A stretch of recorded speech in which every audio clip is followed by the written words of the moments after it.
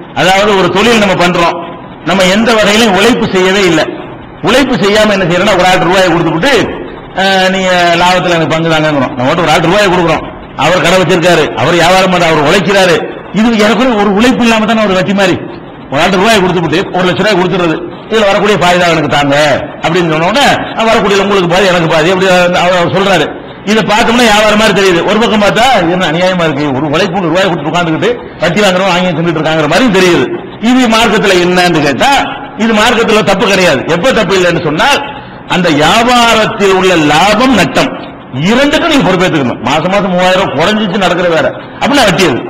நான் 10 லட்சம் ரூபாய் தருவேன், நீ மாசம் மாசம் என்ன செய்யணும் 30,000 ரூபாய் தந்துகிட்டு இருக்கணும், அது குறையவே கூடாது அப்படின்னு நிர்ணயிச்சா என்ன ஆயிரும், வட்டியா போயிடும். நீங்க 10 லட்சம் ரூபாய் கொடுங்க, என்ன செய்யுங்க, அதுல என்ன லாபம் வருதோ 10 லட்சம் ரூபாய்க்கு 50,000 ரூபாய் லாபம் வருதா, நீங்க 25 ரூபாய் வியாபாரம் பண்றீங்கல்ல அதுக்கு வச்சுக்கிறீங்க, பணம் ஏன் பணம் தானே அதுக்கு ஒரு 25 ரூபாய் தாங்க.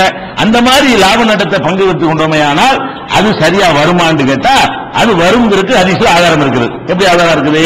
ரசூல் ஸல்லல்லாஹு அலைஹி வஸல்லம் பண்றாங்கன்னு கேட்டா ஹைபர் போர்ல ஹைபரை கைப்பற்றிக்கிறாங்க. அப்ப ஹைபர்ல உள்ள நிலங்கள்லாம் நம்ம இஸ்லாமிய அரசாங்கத்துக்கு அது சொந்தமாயிரும். ஒரு நாட்டை கைப்பற்றிக்கிட்டா சொந்தமாயிரும். ஆனா ஹைபர்ல யகூதிகள் தான் இருக்கிறாங்க.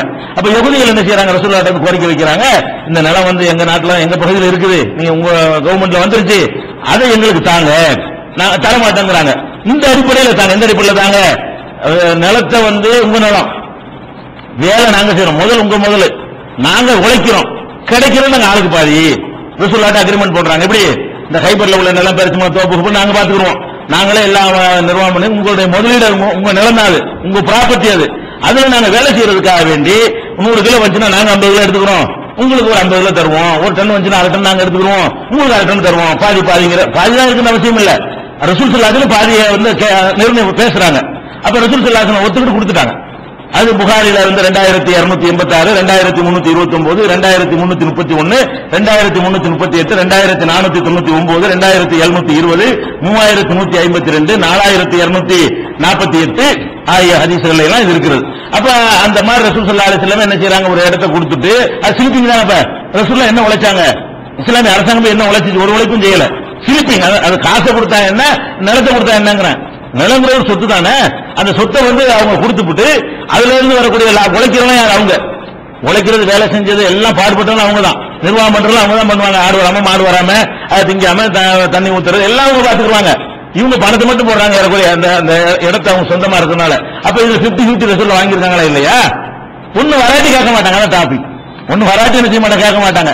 அது நஷ்டமாயி போச்சுன்னு வைங்க, அப்ப என்ன செய்வாங்க, பாதியை கொடுத்துருவாங்க. எல்லாத்துலயும் லாபத்திலையும் பங்கு, நஷ்டத்திலையும் பங்கு என்கிற மாதிரி ரசூல் ஸல்லல்லாஹு அலைஹி வஸல்லம் அதை செஞ்சிருக்கிறாங்க. அதே மாதிரி மதீனாவுக்கு வந்த பிறகு சஹாபாக்கள் ஹிஜ்ரத் செஞ்சு வந்த பிறகு என்ன செஞ்சாங்கன்னா, இவங்க ஒண்ணும் இல்லாம இருக்கிறாங்க, வெளியூர்ல இருந்து வந்தவங்க.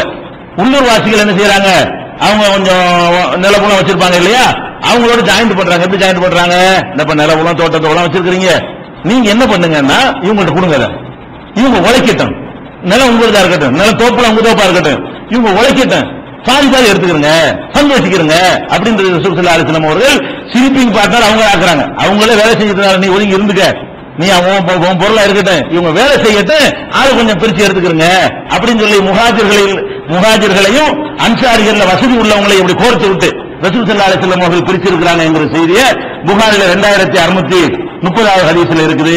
இதையும் நம்ம பார்க்கிறோம். இதெல்லாம் என்ன இல்ல, தப்பு கிடையாது. இந்த மாதிரி விஷயங்கள்லாம் தப்பு கிடையாது.